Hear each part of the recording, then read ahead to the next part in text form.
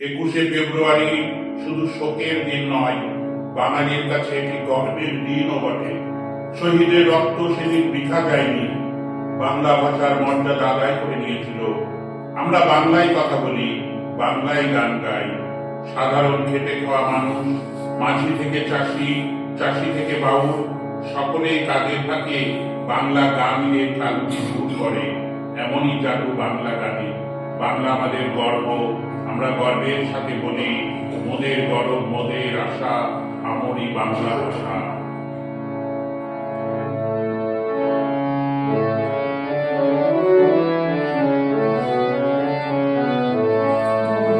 তোমার